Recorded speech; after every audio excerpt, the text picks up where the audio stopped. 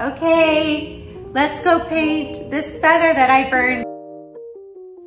Love the process of burning and making this feather. It's in another video that you can find titled Pyrography Detailed Feather Sketch on Birchwood.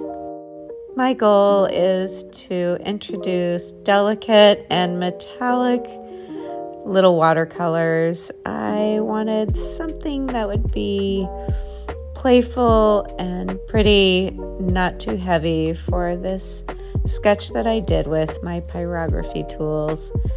As you can see, I am using a metallic blue as my base color, and I sweep it up gently from the base of the center, coming outward and not really going to the tips at this point. I just want to put my first layer of color, and whenever I'm painting anything, I try to follow the natural lines of my subject matter.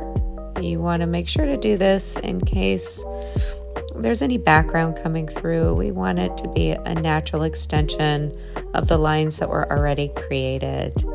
And while I'm doing this painting, it's okay if some of my paint goes beyond the lines. It's okay to give a hint or a fuzz or a little extra highlight with the colors that I'm choosing today. I don't want any of these lines to be counterproductive to my structure, but as a highlight and extension of them, that's okay with me. You can see that I'm using various brushes, and of course this is my fan brush.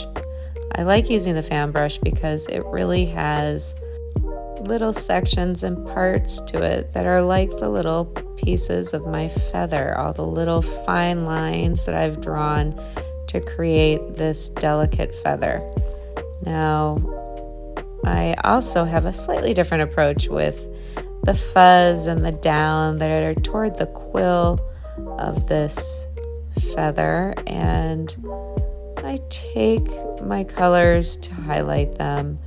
I'm playing with my blue, and I'm also going to be introducing silver, white, a hint of copper, and gold. And of course, constantly, my base is going to be my dominant color, which is this pretty metallic blue. You'll see that I will paint over different parts several times to see how I like it, and to see I'm doing the center right now just with a little touch of gold to give it a warm undertone.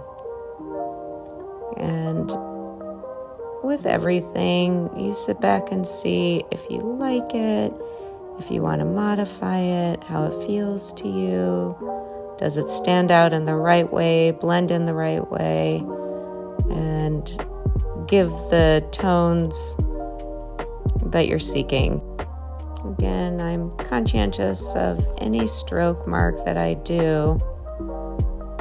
I want to follow those lines or build fuzz in between the lines, but sticking with the general motion of the subject matter, in this case, this pretty little feather.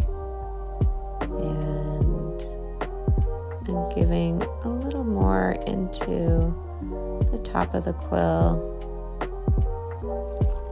blending and moving it. The highlights and the lowlights that I've put in here give a sense of light and dynamic and depth to the feather. Doing layering of different colors upon colors is something that always takes place in any process that I've done. And as you can see, the highlights of the silver into the feathers give a little glistening, as does the metallic paint. Thank you so much for joining me today. Wishing you happy creations.